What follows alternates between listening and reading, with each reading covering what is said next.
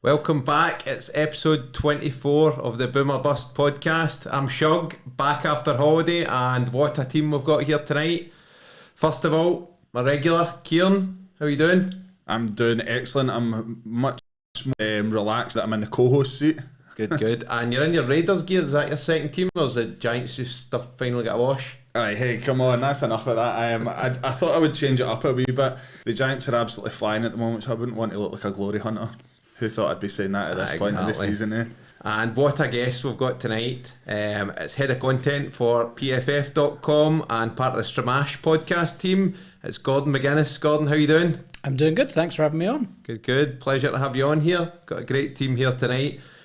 So guys, let's get straight into it. Big weekend. Let's first of all, let's go to Gordon. Gordon, you like playing fantasy football yourself, yeah? I do. I've got three leagues. Nice. How did you get on at the weekend? I've got two that I think I'm going to win in. Right. One that I'm iffy, and that's the one that I've not won a single game in yet this year, so hopefully. There must be a bit of pressure on you given your job in fantasy football. Absolutely. So a fair bit, yeah. Two of the leagues I'm in as well, it's like people I used to work with in old jobs and stuff. So now that they know like you work in something like this, they expect that you're going to be very good, and anytime you don't, you just get roasted. And how's your record for the season so far? How's it looking? I've got two that I'm either just above or just about to be just above 500. Yep. And then one that I've not got a single win in yet. So. And Kieran, big win for you?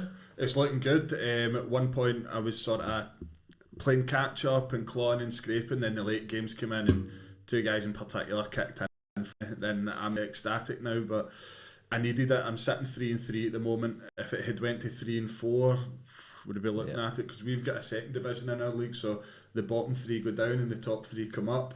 So I'm sitting 9th just now, so I'm teetering. So going 4-3 is pretty big, and you had a good week. You're doing all right. It was a good win. Considering had a couple of players out, bye week as well for the Bills, which can help me in my defence. But it's a close one. I've just beat Tony.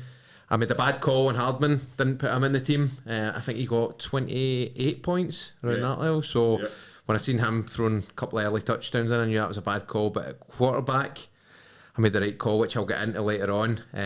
But I was almost beaten by, he had both Gibson and Jacobs, who done really well. So done well in the end to get the result.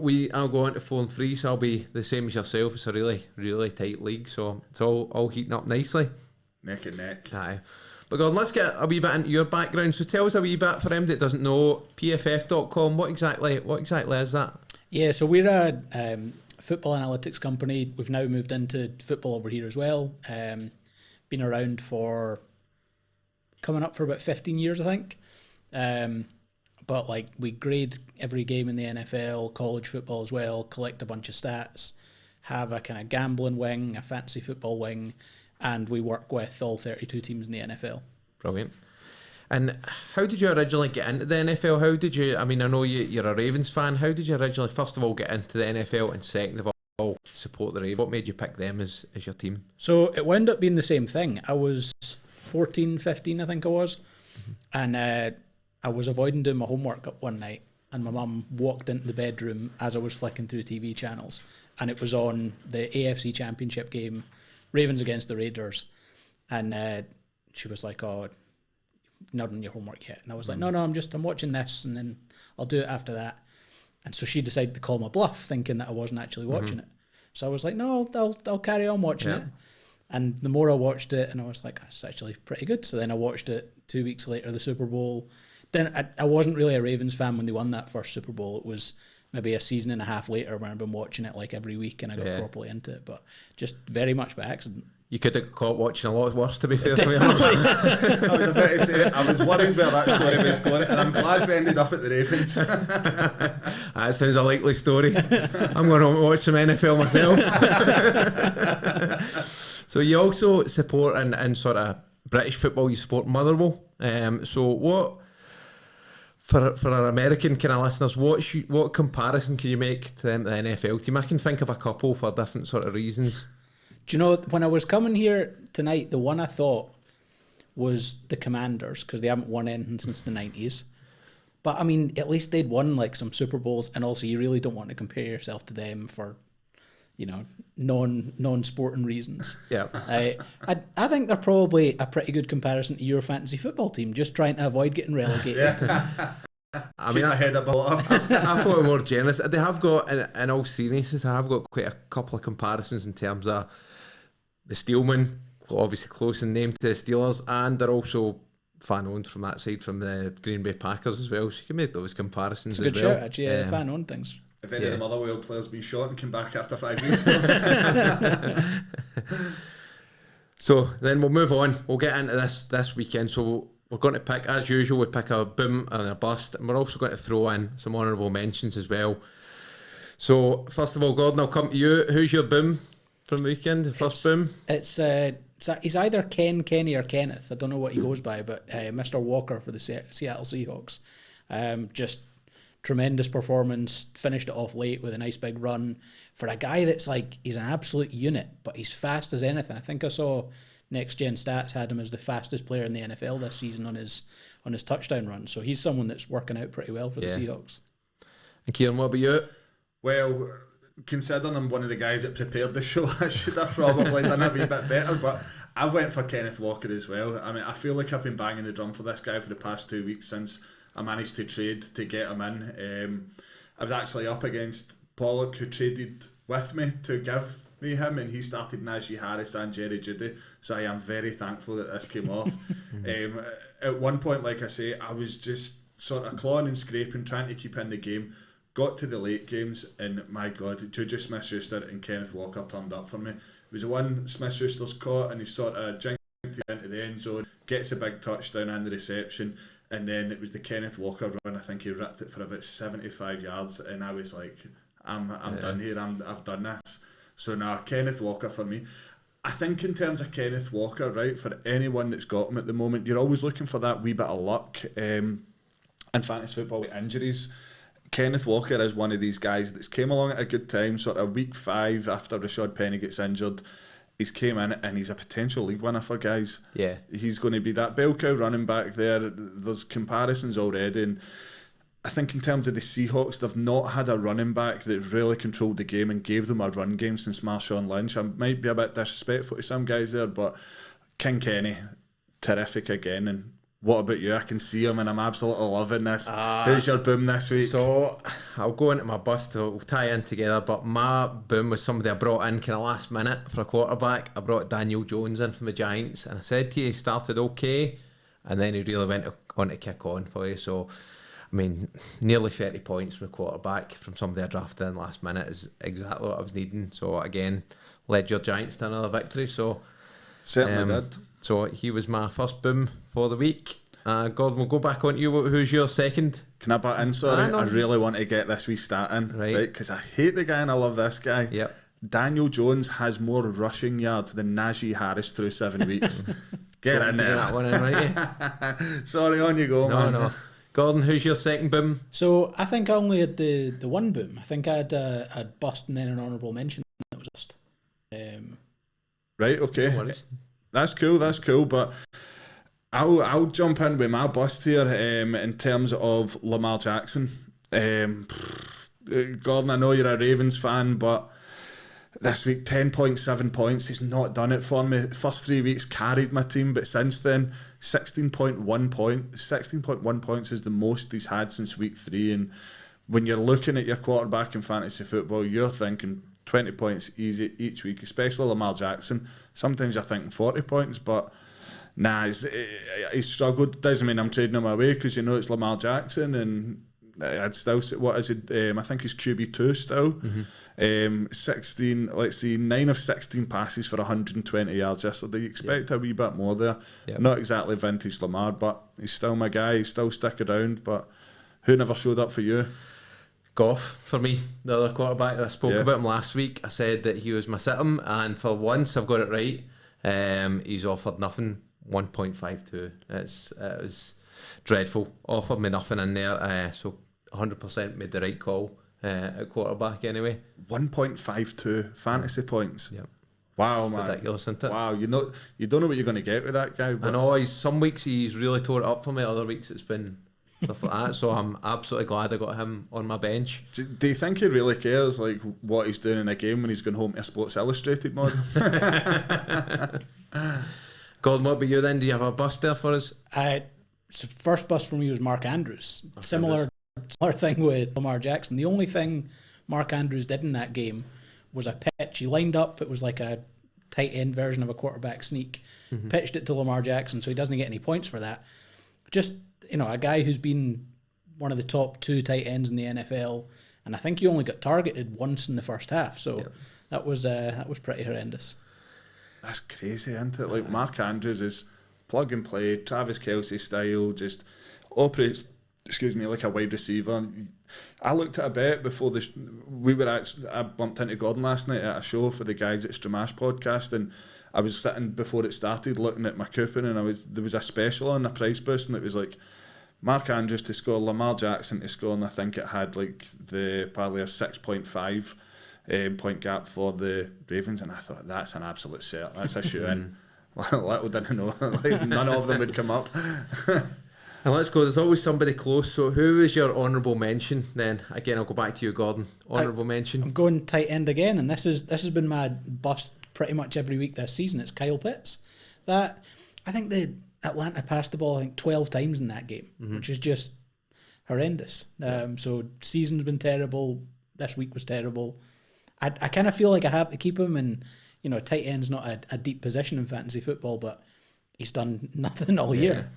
I find it crazy there, like Drake London and Kyle Pitts. These guys have just disappeared off the face of it. There's so much potential, so much more to give, and it's not happened. It's absolutely not happened. And I think the Falcons are a good team. They're a solid team, and it hasn't happened. Maybe it's the tight end, someone so athletic like Pitts is maybe favoured because a lot of people like the sort of run block and that physical side from a tight end that he's not getting the shout, but it's a weird one, really is. Yeah. What about you, Kieran? Who's your honourable mention that either was a boom or bust close to being on that? Complete and utter bust, right? And it wasn't for me. I've actually stole this from Michael Florio's Twitter account. It's Romeo Dubs, right? He's the namesake of my fantasy team, N-Dubs. And he played 100% of snaps yesterday for the Packers. Aaron Rodgers at quarterback, one of the best throwing quarterbacks in football, and he scored 0 fantasy points. 0 points. That's crazy when you consider the upside in that guy. Cannot believe it, but we honourable mention from you? Yeah, honourable mention, and I'm going in a more positive. I'm going to honourable mention for the boom side, but it's also a bust in terms of my decision making. I'm going to go with Hardman. I messaged him earlier. I mentioned him earlier, sorry. Came up with 28 points. Didn't really expect that from him. I know he is a decent player, but had him on my bench. 28 points. He's got to get a mention. He's pushing for a starting place next week, certainly. He's training well. He's doing well on the training ground. He's proved his point.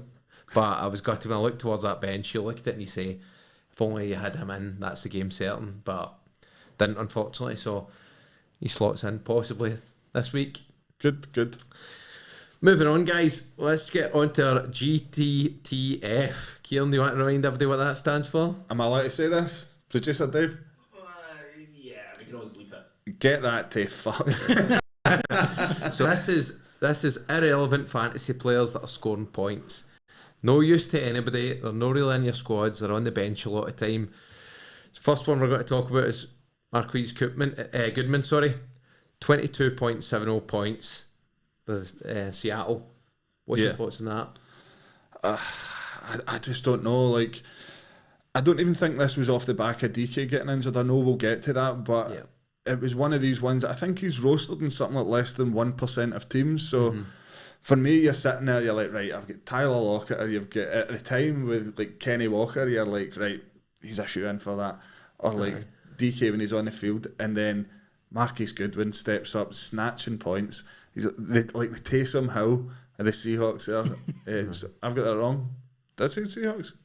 Yeah, Seahawks. I'm totally lost. And then he's got the audacity to do a backflip in the final snap. I'm not having that at all. I wasn't backflipping when he's stealing 21.6 points. His receiving props were only it was over or under 1.5 receptions. So it wasn't like, and I think he had 2 before Metcalf even got hurt. So it was just one of those games where just stealing targets. Yeah, and I'm right in saying his celebration is because was he in the Olympic team as a long jumper? Am I right in saying something that? like that? some guys have got it all, don't they? Second one, we're going to move on to Ray McLoud. So good they named him twice. What do you think? What do you think, Gordon? Again, just one of those games whereby, you know, you're not really expecting him to come along. I don't think his reception prop was even 1.5. I think it was just half a reception. So, you know, come along and 65 yards, 16.5 points, just, you know, ruins another couple of players' days. And it just shows you as well, you can pick up guys in like the waivers that you least expect, or you can pick up guys at a low rank that maybe just have that day. You've just got to maybe do your homework and know who's coming in. Yeah, and like I say, him as well, he's drafted in less than 1% of leagues. That's nuts. Absolutely nuts. And obviously he's probably not been started. If there's somebody out there that started, like, please comment, please get involved. But going back to Marquise Goodman, I've just seen a quick stat here on him, right? He had an 18.5% target share and he ran routes in 81% of plays. That's quite high. Like, that's draftable on waivers. Yep. Maybe I could target. I just still don't know if I'd start him though. Well, guys, it's about that time. Let's take a wee break. A word for the sponsors. Keep 100% of your claim. G4 Claims. If you've been hurt in a road accident that wasn't your fault, you should really talk to G4 Claims first. Unlike road accident solicitors, we don't charge you for our services, which could see you better off. To keep 100% of your compensation, have a chat with Nicole and the team. You'll be glad you did. Search online for G4 Claims. Keep 100% of your claim. G4 Claims. Next up, let's have a wee chat about the injuries. Kieran, there's always a couple comes up. What was the kind of big ones that stood out for you at the weekend that's going to be key? He was a guy who we had been talking about, as in, should you sell him high with imminent return of Keenan Allen, and it's Mike Williams. Now, we're not really sure the prognosis. He still scored 14.7 points. In his last out, and that's against the number 2 defence. Sorry, in fact, I think he scored more than that. I get 21.6, I'm sorry. What I'm thinking with Mike Williams is that it was going to get to the stage where you had to think about trading him away, because Keenan Allen will see the lion's share of snaps there and targets. In terms of Keenan Allen, he's going to be the wide receiver 1 there. If you're looking to replace him and you're looking for that solid wide receiver 2, a lot of people are going to say DeAndre Carter, because he is having a good season targets wise. I think he's in the top 30 for wide receivers around the league. But for me, Josh Palmer just looks like a sure sort of 1-for-1. They're very similar in their sort of stature and the way they play, and Josh Palmer for me is just waiting for his time to boom. And he's have actually got quoted here. I get my stats mixed up. He got 14.7 points in his last outing against the number 2 defence against the wide receiver. So yeah, I think Mike Williams for me is one that to keep a wee eye on in case you need to replace him, or maybe handcuff someone as a backup. Yeah. Gordon, for you, any injuries or any key players you think stands out for the weekend? The Breece Hall one's one that's ruined me in a league. I had someone offer me a trade of, it was Derrick Henry for Breece Hall and Damian Pierce 2 weeks ago. And I was like, no, it's fine. I spoke to one of our fantasy at PFF and was like, no, projections the rest of the year, those 2 guys are top 10 running backs. 2 weeks later, torn ACL, out for the year. And the worst of it was when that happened, I cut Michael Carter out of my team. No. Somebody else has picked him up, so it's not even as if I can even get that. You have had a nightmare.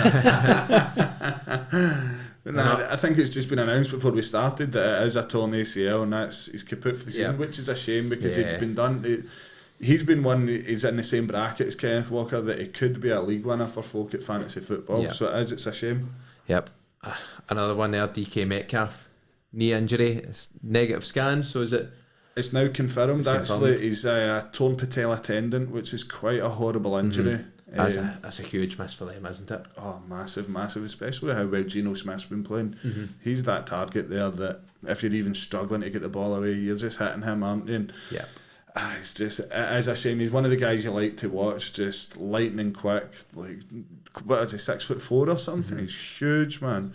And it's a shame, but in terms of fantasy football, we spoke about him already. Marquise Goodman, 22.7 fantasy points yesterday. It stacks up well. It is really annoying because I don't believe that anyone would have started them, but it's still a safe pickup in waivers. So I think Marquise Goodman's going to be very popular this week, along with Michael Carter, like you said. Do you think he'll get him back?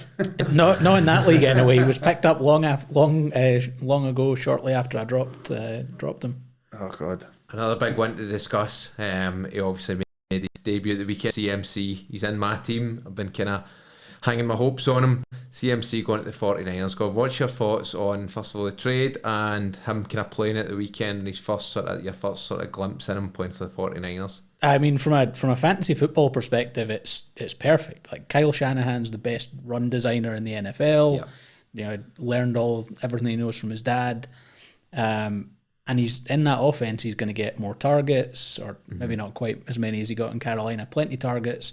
You saw, even as much as, he was not fully learned the playbook yet. He only got a few plays, but you saw how good that offensive line can block. Yeah. There was a couple of nice big runs that 2 weeks from now are probably 60-yard touchdowns. Yep. Like the 49ers, like they're almost pulling together a dream team if it wasn't for injuries. Like Trey Lance at quarterback with CMC would just be ridiculous. Eli Mitchell's already there, so you don't even know. It could end up like a two-headed monster, like a 1-2 punch at running back for them.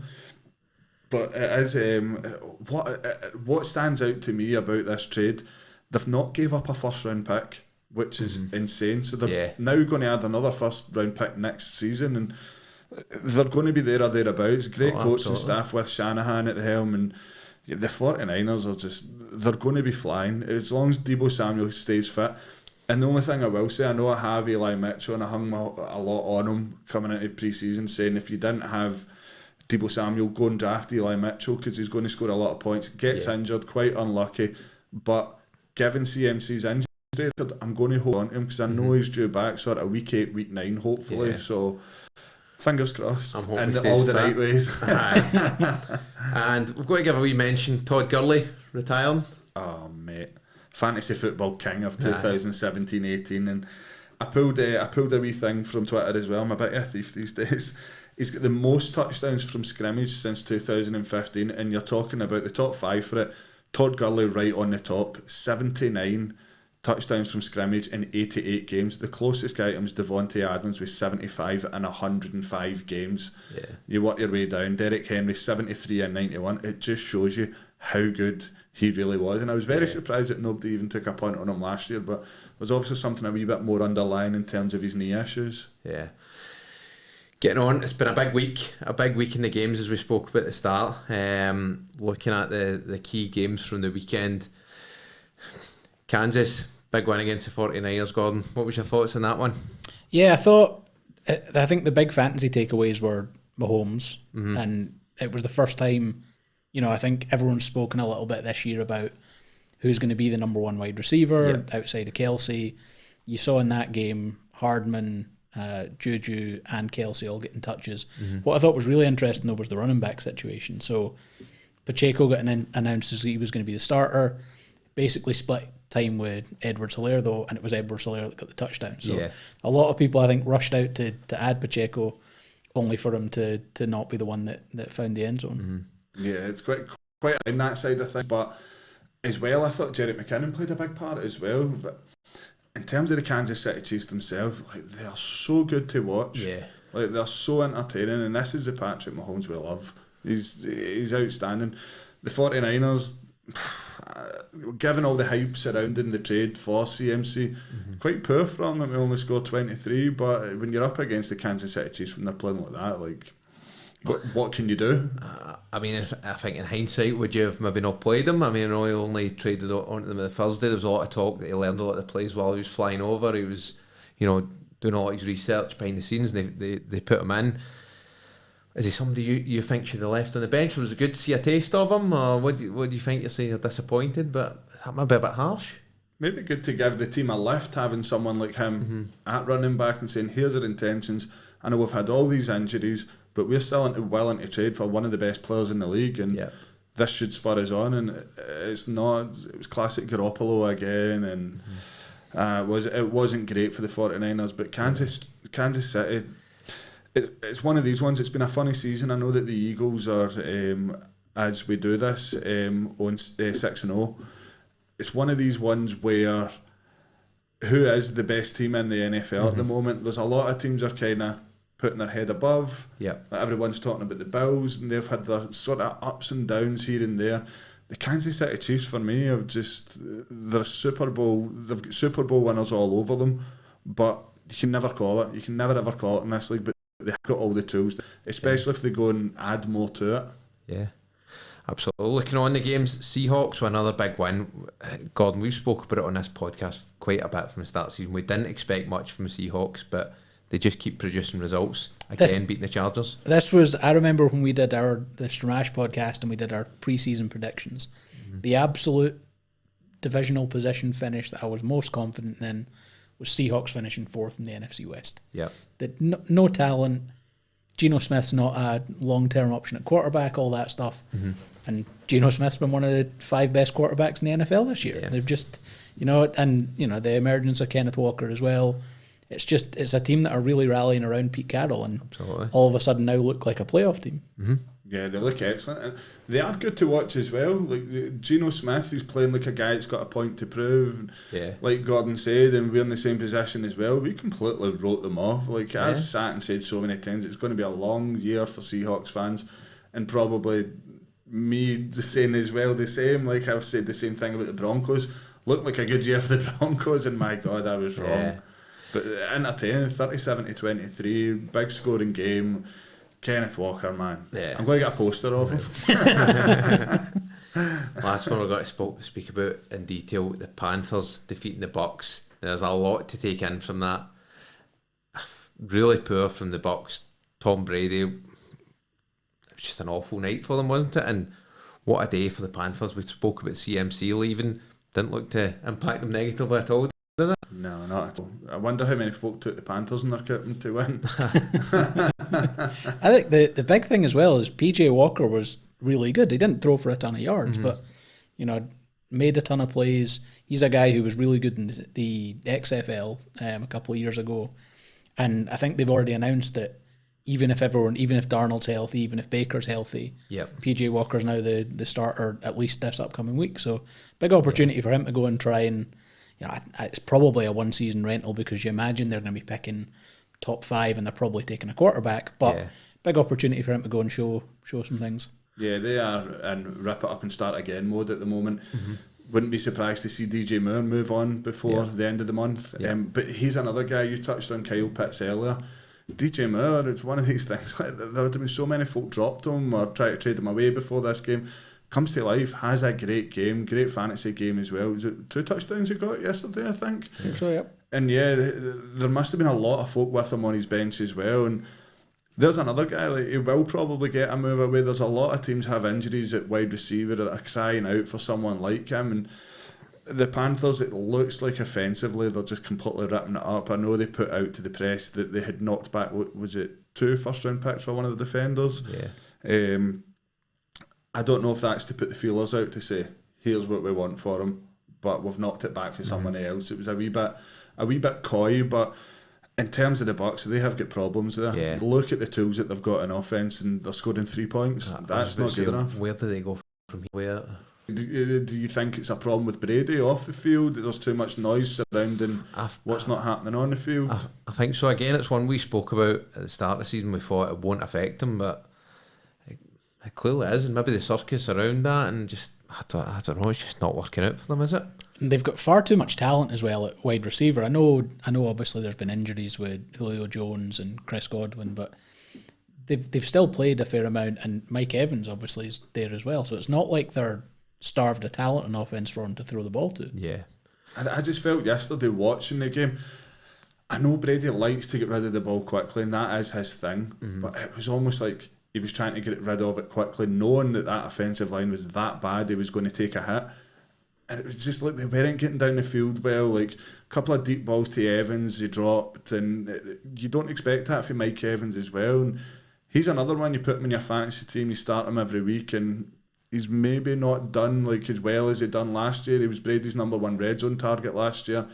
And you expect that wee bit more of a guy with Tom Brady at quarterback. Now, I know it's not all his own fault, but even the run game for Net yesterday, really poor fantasy day as well. You'd expect more.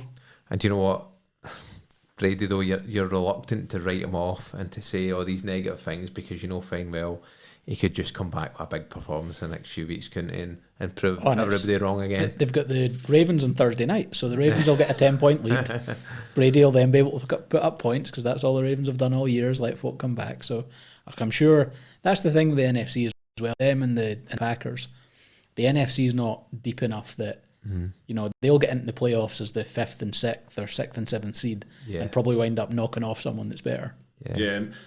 And that's another one, and I know we'll probably bump on it. In terms of the Packers, are we looking at the demise of two of the best quarterbacks in NFL history, and Rodgers and Brady, right before us? I mean, both of them aren't playing well at all, are they?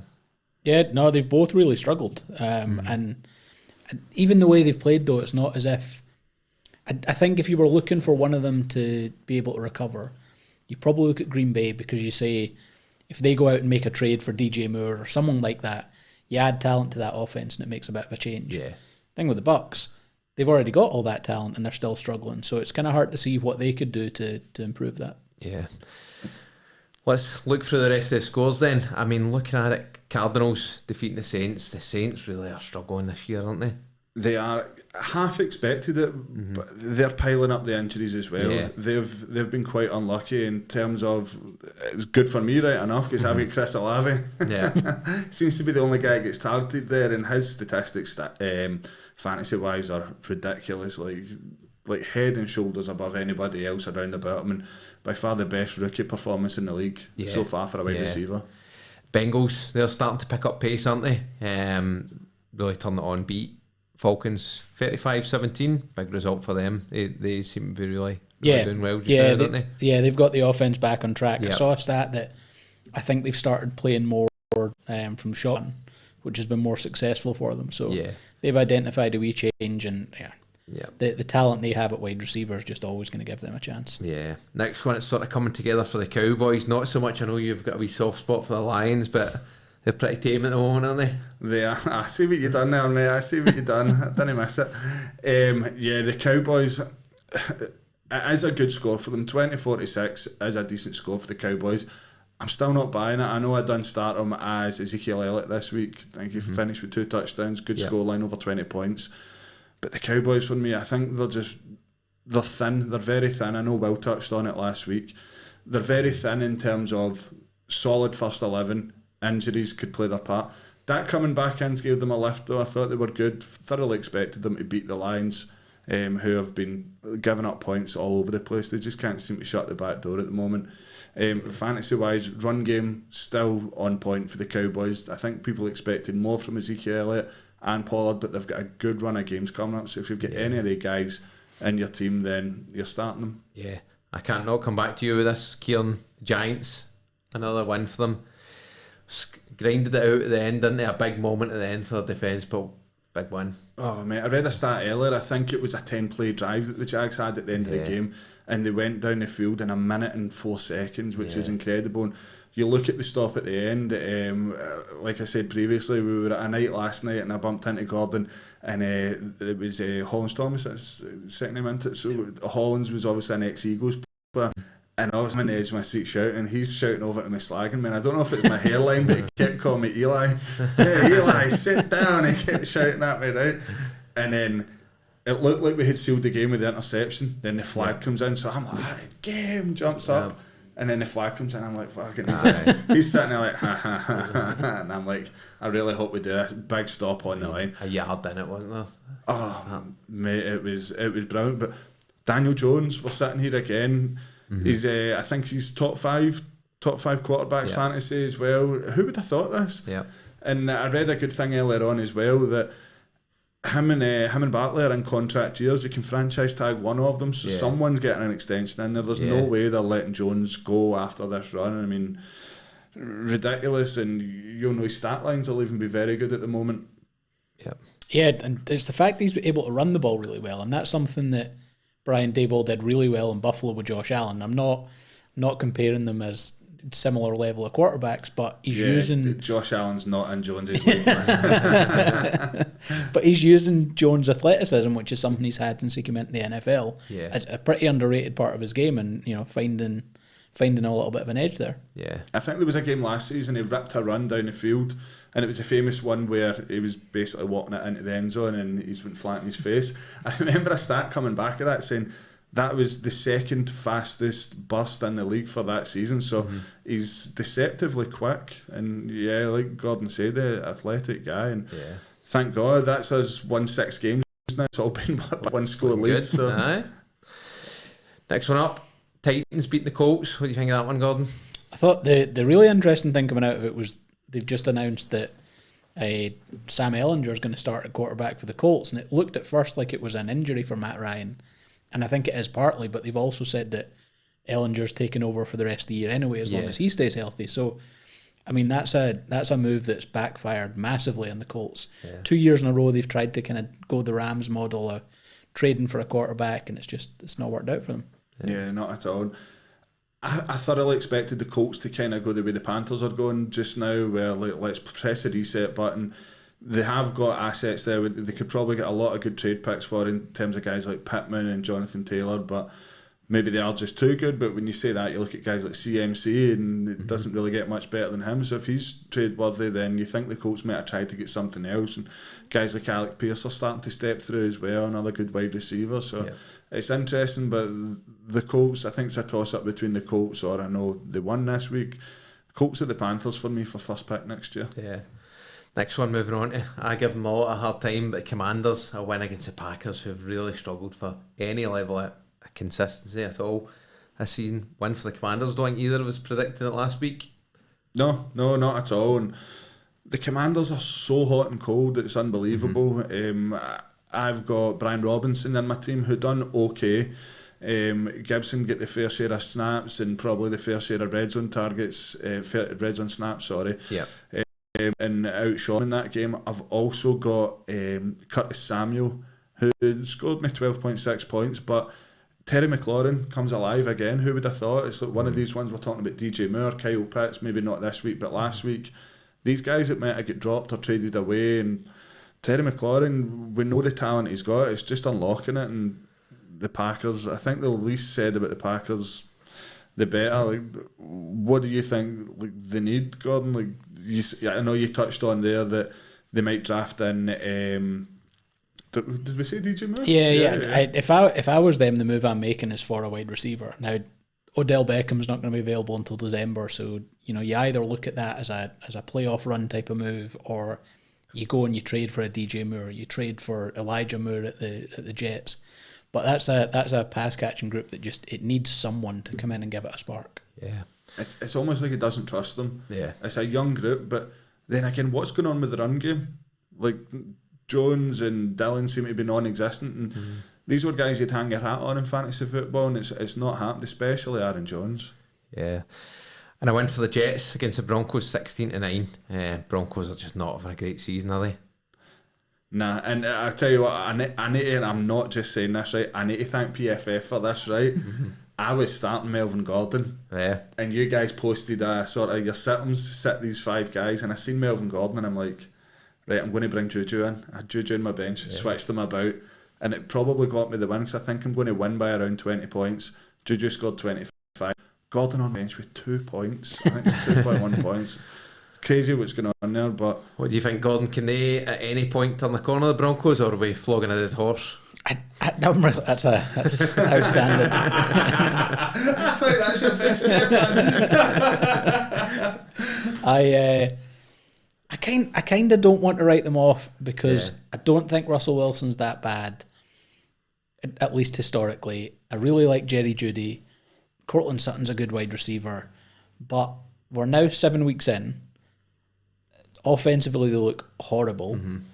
There's talk that they're going to be a team that Jerry Jeudy could be available, Bradley Chubb could be available, but for what they traded 3 first-round picks for Russell Wilson, and Nathaniel Hackett by the end of this year might be out of job. So and that for a quarterback, that's a big thing, considering like all the sort of learning the plays and the play scheme and different styles with different managers. And if he goes, he's then on his second manager in his second year, and I think it's very likely. I think even at this point in time, you could predict that he's gone. I don't think he turns it round at all. And all the noise that comes out about Russell Wilson, and you see, it almost becomes a meme after every single game. That the stuff that's going on in the touchline, there's just the body language, everything. There's just not a good feeling about the place. Yeah. And Kieran, I'll come back to you. Moving on, the Raiders. Good one for them. It was. Got the top on the now.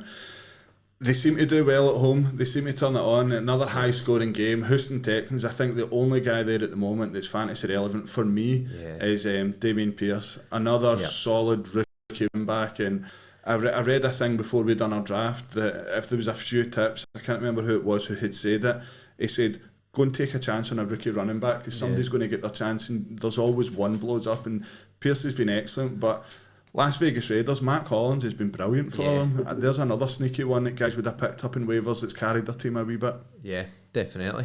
And that stood out for you there? I think the last 3 weeks Josh Jacobs has been tremendous. It's, you know, a guy who they didn't pick up his 5th-year option because he'd been pretty poor the last couple of years. And there was a play this week where he did a nice wee juke and then just stiff-armed, shoved the Texans defender at the ground. So he's someone that's obviously playing for his contract next year. Yeah. I'd love to go there for a game. See, when I watch it, I'm like, I'm sitting there saying to Kelly, remember I gridded in that end zone? And she's like, don't remind me. I don't think I'd make the game if I went to Vegas, to be honest with you. Moving nicely on, your Ravens, we narrow victory for them. We'll take it, won't we? I was very, very nervous when they went up by 10 points and then you just saw it, and same way it's been all year, struggling to close, the Justice Hill fumble. Yeah. But fantasy-wise, I didn't start him. I picked him up before, and I didn't have the guts to start him. But Gus Edwards just going to continue to get the goal line work there. So that's one that's probably going to be someone that's going to help people win some leagues later on. Yep. Yeah, and that's another crazy one because the number one pick in waivers this week, if I'm right, I've not went back and looked on it, but it did when I put him in waivers, was Kenyon Drake. Everyone expected Kenyon Drake to be that guy this week especially. Go on and basically take the bulk of snaps, and he hardly featured. I actually traded him away. I brought him in with the idea of trading him because I had Lamar, and I'm not a big fan of having two players from the same team playing in the one game. So I traded him away and brought in Khalil Herbert with the idea that David Montgomery's pretty injury prone and Herbert's a great running back. So in terms of the Ravens, like you say, fantasy wise, it wasn't a glorious game for anybody apart from Gus Edwards. The Browns are in disarray, aren't they? They're just, and God knows what's going to happen when Watson comes back as well. Even there, like Kareem Hunt looked like he was getting he got the touchdown, didn't he? So like Chubb owners are sitting there like, what is going on here? That is, we spoke about it a few weeks ago. The most frustrating thing about fantasy football is like Chubb takes it down the full field and Hunt runs it in for the touchdown, and it was the same yesterday, but. Nah, Ravens are hanging in there. Yeah. And they've got a decent the schedule now. Couple of, I think the Bucs on Thursday's a little bit tough, and then eases up a little bit. So there's probably a good opportunity there for them to build some leads and run the ball a wee bit. Definitely. And then those Dolphins getting back on track, didn't they? Good win for them. Scraped it out in the end. Very nervy for us at the end, but good win for the Dolphins. Yeah, the Steelers are horrible. They'll just look terrible this year. They've got problems. Yeah, I think that they've got a young team right enough. They've got decent players in terms of Pickett and Pickens. The two. Yep. We need to come up with a nickname for these two guys. Take your pick. But the Dolphins, we spoke about it on Thursday. Complete different team with Tua at quarterback. Yeah, absolutely. They're still hanging in there. What am I right in saying they're 4-3 now? Yeah, is that right? Yeah. Good team to watch as well. Gesicki, I think. Yep. He might be on his way, had a good performance yesterday, but I can see him getting traded. A lot of rumours flying about him, but one you expect the Dolphins to win there, isn't it? Yeah, and again, the Cheetah got me some decent points as well last night. I can always rely on him. It wasn't outstanding by any means, but done alright for me. Are you going to get the jersey? You never shut up about it. I think I might have to. I know, I'm liking the jumper, man. I'm really liking it. Old school, isn't it? It is, it suits your age. Anyway, I'm going to talk about a guy who's frustrated you, Melvin Gordon. I gave you him a few weeks back. You've robbed me. Daylight robbery, man. I mean, is it that bad he should be dropped? I don't know, are we at that stage where he could be dropped, or is he that good? Now, my feeling is today they've signed Marlon Mack. I don't. Who he was on a practice squad? Was it the Ravens practice squad, the Colts practice squad he was on? It was. So he was with the Texans in the pre-season, but then they cut him, and then I don't know which practice squad it was he wound up on for a bit. Yeah, so it's straight into the first team there now. You don't have Melvin Gordon, Marlon Mack, Latavius Murray, and Boone all in that first team. Yeah. Something's got to give, and all the noises that were coming out in the Broncos camp in pre-season was that Melvin Gordon wanted a trade away, and this is before the injury to Javonte Williams. So I'm now thinking there's something going on there. They don't bring in Marlon Mack if Gordon's not going somewhere. I'm just not quite sure who needs a running back desperately at the moment, but I'm going to hold on to him for now. He's my new Najee Harris, and nobody's going to take him. I just don't feel like it's the right time to drop him, but if you've got him, Gordon, are you dropping him? You're the man here. You know the stats. So I probably would wait until the trade deadline and find out, because I think you're right. I think there's a chance he could be away. The Kareem Hunt's another guy who there's talk of trades, and the Rams were supposedly the other team that were in for CMC. So it's hard to think they're going to let the 49ers make a move in the NFC West and not come back themselves with one. Yeah. I mean, you touched on it, there's trade deadlines coming up, isn't it? Is there anybody else you're really seeing going anywhere? Cam Akers maybe one? Cam Akers, I can't believe you're bringing him up. I would put him in the bin. That's where he wants to go. I think the Scottish Claymores are needing somebody. He'd be down the job centre if it was your choice. Cam Akers again, I don't know. There's loads of rumours that he's going to wind up somewhere, but I just can't nail down a team that really needs a running back at the moment. Maybe the Jets. Maybe the Jets, now that Breece Hall's out, they might try and make a move to back up Carter in there. I'm not so sure. The other one I like is Chase Claypool. There seems to be a bit of noise around him. I know that the Giants are actively seeking a wide receiver, and I think they inquired last week about Claypool. Jerry Jeudy being the other one. I know that Gordon had mentioned him. There's another one. I wouldn't be surprised from my perspective. I know I focus a lot on the Giants, but they're going to go after a wide receiver. There's no doubt about it, given the issues there and the fact that Kenny Golladay just decides when he turns up for work and when he doesn't and takes home a big wage. So in terms of that, I'm trying to think who else I like the look of out there. I can't really think anyone off the top of my head. DJ Moore, wouldn't be surprised to see him end up somewhere. I wonder if Pittman, if the Colts do go into fire sale mode and they need to try and get some picks back because of the Wentz disaster, the Matt Ryan trade, I wonder if Michael Pittman might be a guy that they use to kind of get a couple of those picks back. Yeah, possibly. Yeah, and if you're getting Pittman, you're absolutely laughing, aren't you? Especially if the 49ers can pick up CMC without giving away a first round pick. If you're picking up Pittman for less than a first round pick, you've got a stud wide receiver there, a guy that could potentially be top 10 for the season. I know he's not started well, but he's in a poor side. Put him in a good side, and I don't know, maybe a side that's looking at a Super Bowl run that could do the OBJ that the Rams done last year, and they've got a solid wide receiver there in Pittman. Yeah. So, exclusive, you heard it here first, Cam Akers to the East Bride Pirates. I think you'd have him at Martin's flag football team. I wouldn't get a game there. Right, moving on. Calvin, riddle me this is a game we're going to play. Calvin, riddle me this. Kieran has got a couple of riddles for us. We're going to try and work out who it is. Kieran, take it away. I apologise in advance for these guys, but we went over it already. I've stole this from another show that actually records here, so don't copyright me.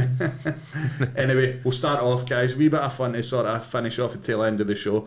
I'm going to hit out with a riddle here, and you guys have got to give me the player back, okay? So the first one up, a small car you drink from. Small car you drink from. Cooper Cup. Oh, 1-0 to Shug. 1-0 to Shug. Okay, the next one, a wee bit harder, okay, we're warming up. A soft toy that gets you over the river. Tell me if you need any hints.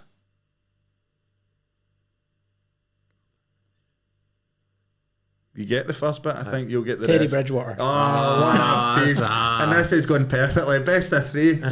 The final one. I've put a wee theme on it. There's a wee still game theme for any one of our American Rex listeners. Bulkhead. No. For any of our American listeners, still game's a bit of Scottish show, a bit of traditional humour, so the guys might get the quote here with a bit of a twist. It's a go for Alan.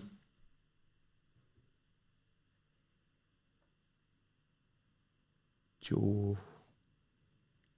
I think you know what's coming here. It's a go for Alan.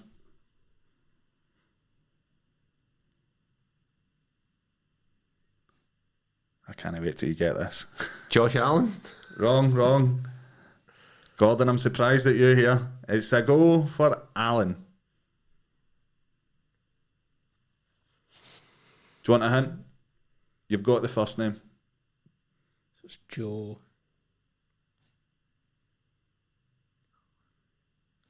You want another? Joe Burrow. See what I done there? I see it. Still I see getting it. bit of Motherwell for I see Gordon it. there. Right. I say old gaffer. Great guy. And that's it for this week. So 2 on to Gordon. No, I'm 2 on him. talking to him about Motherwell. I'm all over the place here. 2 on to Sean. I wanted to give it to the guests. I'm trying to make him feel welcome here. So that was it for this week. Brilliant. And listen, let's first of all thanks to G4 Claims for having us in the studio. Brilliant setting it around again. And guys, Gordon, thanks a lot for joining us. Your knowledge, absolutely superb. Cheers for having me. It's been great. Yeah, thanks for coming on, giving up your time. There was me thinking you were a Motherwell fan and you lived round the corner. Little did we know you're about an hour up the road. And Kieran, thanks again, as usual, on top form. But I wouldn't say top form. I'm all over the place here. There's so much going on. But it's always a pleasure to do these things. Another great weekend of NFL and good to get a win. Aye. Let's keep it going. Let's keep it going. And finally, we've got to shout out the graphics are looking absolutely superb. Going to take a bow over there. Producer Dave. Absolutely outstanding. Brilliant. Well, guys, thanks again for listening. Like, subscribe, share. Let's get those listeners up. Thanks again, and we'll see you on Thursday.